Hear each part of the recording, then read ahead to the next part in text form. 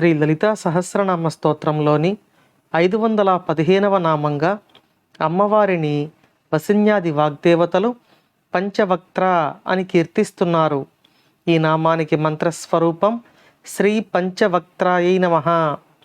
మూలాధారంలో కొలువై ఉండే తల్లి యొక్క స్వరూపాన్ని ఈ నామంలో వసిన్యాది వాగ్దేవతలు తెలియచేస్తున్నారు. ఈ తల్లి 5 ముఖాలతో మనకు దర్శనమిస్తుంది.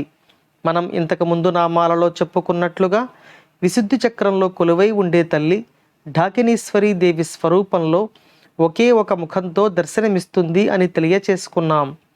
ఆ తర్వాత అనాహతంలో కొలువై ఉండే తల్లి రాకినీదేవి 2 ముఖాలతో దర్శనం ఇవ్వడం మనం గమనించాం. ఆ తర్వాత మనం మణిపురంలో కొలువై ఉండే తల్లిని గురించి తెలుసుకున్నాం. ఈ తల్లి లాకినీదేవి అనే నామంతో 3 శిరస్సులతో మనకు అభయం ఇచ్చింది.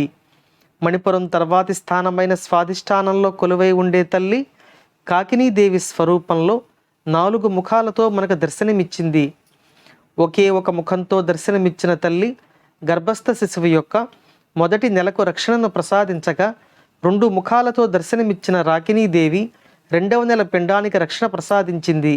ఆ తర్వాత లాకినీదేవి స్వరూపంలో అమ్మవారు 3వ నెల యొక్క శిశువుకు రక్షణను అనుగ్రహించారు. ఆ తర్వాత స్వాధిష్టాన స్థానంలో కొలువై ఉండే 4 ముఖాల తల్లి కాకినీదేవి 4వ నెల పిండానికి రక్షణ అనుగ్రహించింది.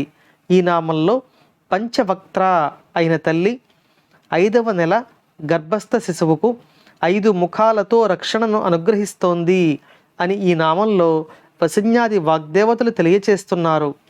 ఈ అమ్మవారి అనుగ్రహం మనపై ఉండాలని కోరుకుంటూ ఓం శ్రీమాత్రే నమః.